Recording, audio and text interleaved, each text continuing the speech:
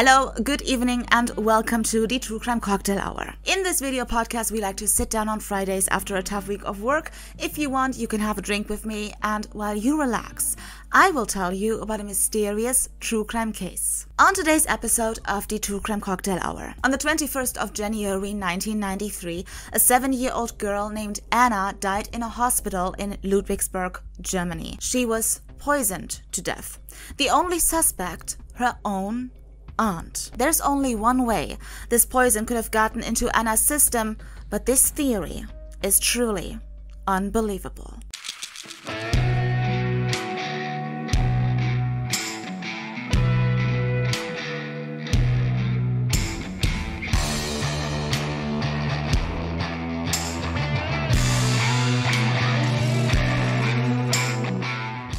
Seven-year-old Anna lives with her parents Ethan and Bella in a small community in Ludwigsburg.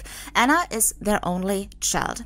Ethan works as a commercial manager. Anna's mother, Bella, she used to be an export clerk, but sadly, the pregnancy with Anna triggered the illness multiple sclerosis. This can happen, do you know? That's awful. So Bella actually was forced to quit her job. But Bella never blamed her daughter Anna for her illness. She still says to this day that Anna was the best thing that ever happened to her. But I mean, let's look at the facts. Bella is in poor health, and so Anna very early on was raised to be very independent. She's doing very well in school. She takes care of all of her schoolwork by herself. She also does a lot around the household. You know, Ethan and Bella are very, very religious, and so Anna has to go to church every Sunday. But apart from that, Anna is really just a normal girl. She likes the color pink, she loves to play with her dolls, and she has kind of like a sweet tooth. She just loves ice cream. And on Wednesday morning, January the 20th, 1993, Anna's father woke her up with a happy surprise. Elisabeth is coming to visit. Elisabeth lives 125 miles away, all the way over in Hessen, and Elisabeth is everything I ever wanted to be in life. Elisabeth is the childless, rich, cool aunt. You know, every couple of weeks she just drops by occasionally, you know, whenever it pleases her. And then the next thing you know is she's off again to another luxury resort on the Fiji Islands together with her also rich husband. You know, Ethan and Elisabeth are brother and sister, and they actually do have a good relationship. However, they couldn't be more different. You know, Ethan is just like your typical dad, you know, normal ass job, house, wife, kids, church on Sunday. And he does have a lot of money, but he is very minimalistic, you know, he doesn't show off so much. Elisabeth is quite the opposite. Elisabeth is flamboyant. Elisabeth is unconventional. She has this red fiery hair, a full face of makeup every day. She wears loads of golden jewelry, not to forget her fur coat. She drives a white Porsche convertible, and she has 3 French bulldogs. You know, everything about her just screams fabulous. And you know, Anna just loves her aunt. She watches with fascination whenever Elisabeth applies her makeup. And then also, you know, she travels the world. She does the coolest things, and she's got the greatest stories to tell. And also on this Wednesday afternoon, Elisabeth scores big points with Anna. When Elisabeth got out of her Porsche, she had a pack of ice cream in her hands. Anna's favorite flavor, pistachio. And you know, Elisabeth's visit is actually not that inconvenient for Anna's parents, because they actually want to go out that evening. They want to go to a lecture of their church, and Elisabeth obviously offered to look after Anna. And so Anna's parents went to this church meeting at around 7:30 p.m. So while Anna is outside in the garden playing with her aunt's 3 French bulldogs, Elisabeth stayed in the house, and she took 2 bowls out of the kitchen cupboards and she filled them up with pistachio ice cream. She also found like an open bottle of chocolate sauce in the fridge that she now pours over Anna's ice cream. She doesn't use it herself though. She says it's too sweet for her. So Anna's just eating her ice cream, you know, she's all happy and content. She even asks for seconds, and after dinner and after eating ice cream, Elisabeth gets her ready for bed, and at around 10 p.m. in the evening, Anna falls asleep, happy and full of ice cream. At around 10 p.m., Anna's parents came back from their church meeting, and the adults just stayed in the living room a little bit more. They had a glass of wine and were just talking, when suddenly Anna called for her father from upstairs.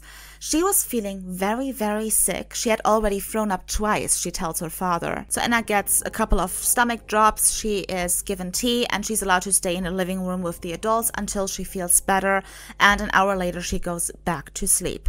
But then just 15 minutes later, she is running into the bathroom again. She has to throw up again. And from this point on forward, she has to vomit every 15 minutes. So her father gives her another round of stomach drops and then some medicine and electrolytes, and at around 2 a.m. in the morning, Anna finally falls asleep. The medicine finally seems to be working. But at 7 o'clock in the morning, the very next day, Anna again has to throw up, and she's sitting in the bathroom, and all of a sudden she collapses in front of the toilet. And in full-blown panic mode, Anna's parents just grab her and they get her to the car. They want to get her to a hospital. And so her father just accelerates and he heads for the nearest hospital. In the meantime, Elisabeth is in the backseat with Anna, and she's just holding her and encouraging her to stay awake. But when they reached the hospital, Anna was already not responsive anymore, and she was taken to the intensive care unit right away. The x-rays showed that she had a shadow in her stomach area, and so the doctors right from the beginning suspected that this was something like a poisoning, maybe with iron. And so the doctors really did everything they could to save her life, but it didn't help. And at 11 a.m., Anna's heart stopped. Any resuscitation attempts just were unsuccessful, and at 11:32 a.m. she was pronounced dead. Cause of death: severe shock. So while the doctors were trying to save Anna's life, Elisabeth thought to herself, well, there's nothing I can do here. And Ethan and Bella, they decided to stay with their daughter in the hospital, obviously. And Elisabeth had an appointment, and so she decided to drive back home to her brother's place. And so she does that. And when she got home, she took a shower, she got dressed, she applied her makeup, she took her dog to the vet, which was the reason for her visit in the first place. And then she went back home to her brother's place, loaded all the dirty dishes from the previous evening into the dishwasher, and turned it on before driving back to the hospital. And her brother meets her in the hallway of the hospital, and in tears he tells her that Anna had passed away.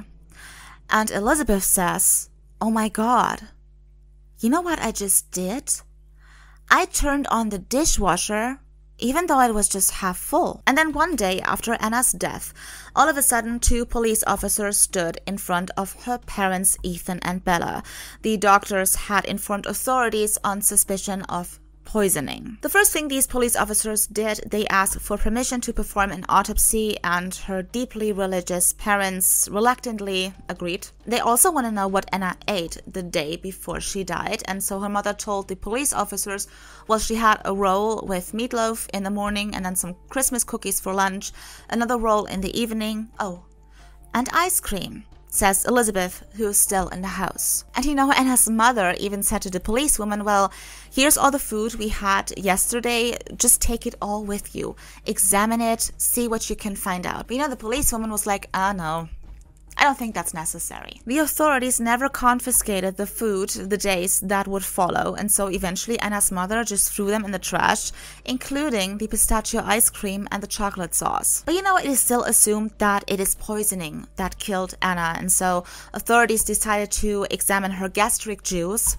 for toxic residues, and they did that via atomic absorption spectrometry, and the results, girl, were both surprising and shocking. They found arson in her stomach, 700 milligrams per kilogram of body weight. So in total, Anna was given 2 grams of arson, enough to kill 20 children. The accidental ingestion of the poison was simply ruled out because the dose was just way too high for that.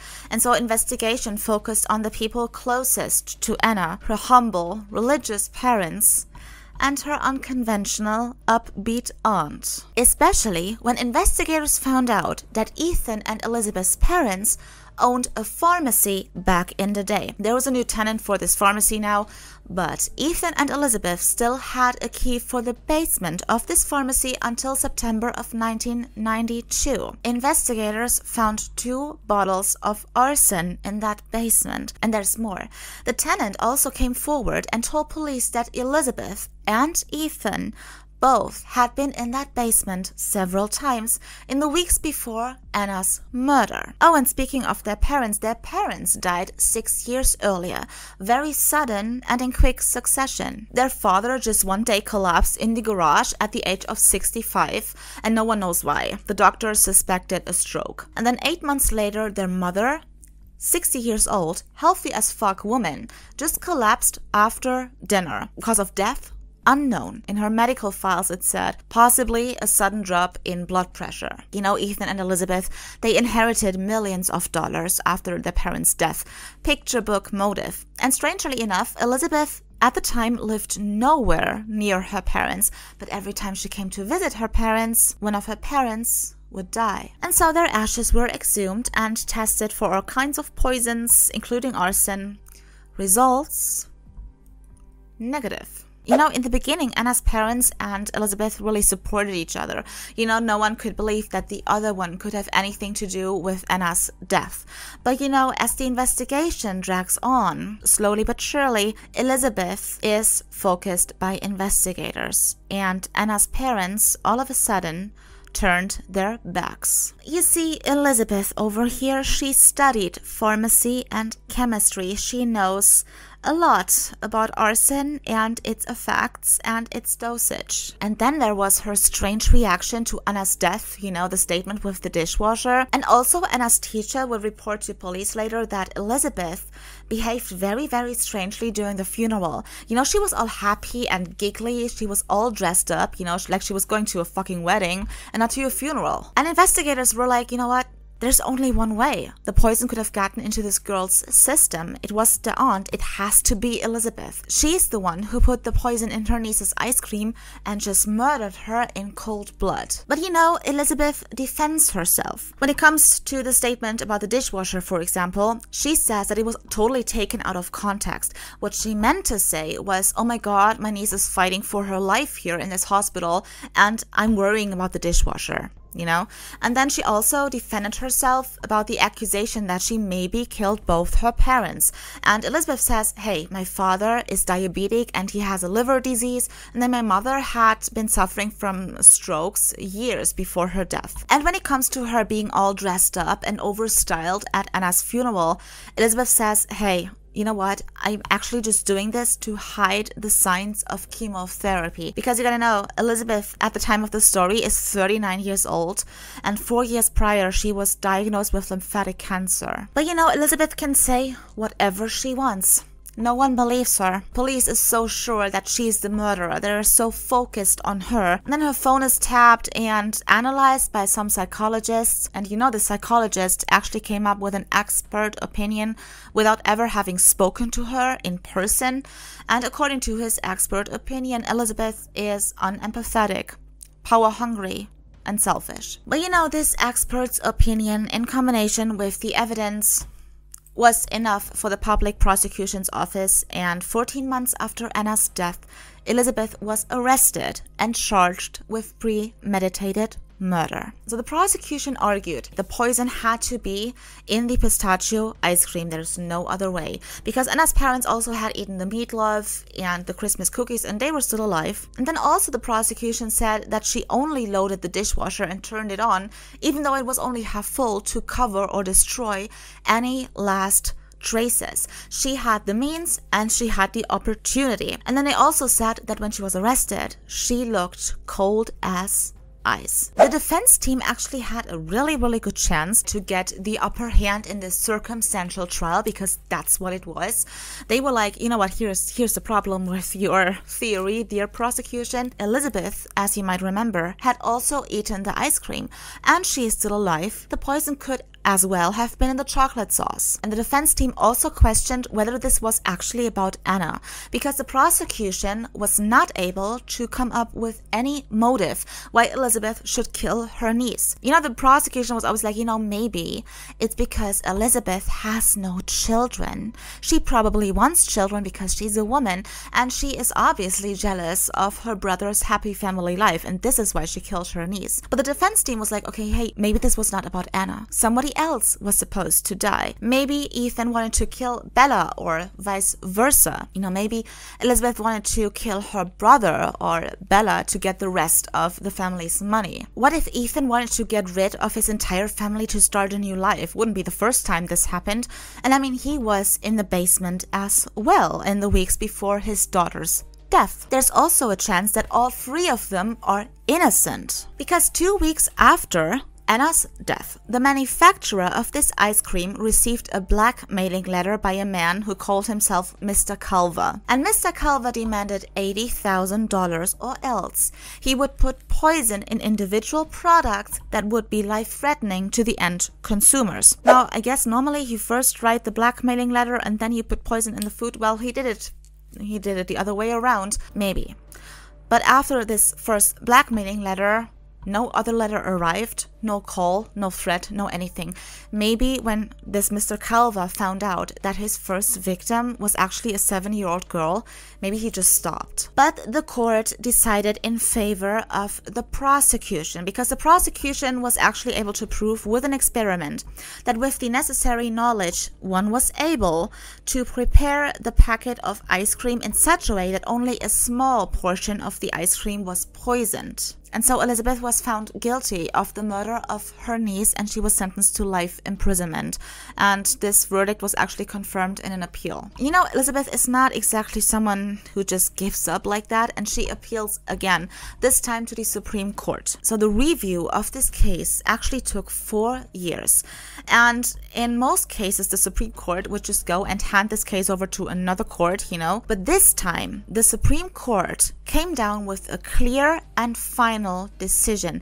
This is very rare, and this is why the case actually made crime history here in Germany. They actually said that the prosecution's theory, the whole trial, was a wild mixture of circumstantial and questionable evidence, and that there was just not enough to convict her of murder and sentence her to life in prison. And so after 4 years in prison, Elisabeth was released. The case file of the poisoning of 7-year-old Anna is still open today. So that was the case of the so-called pistachio ice cream murder.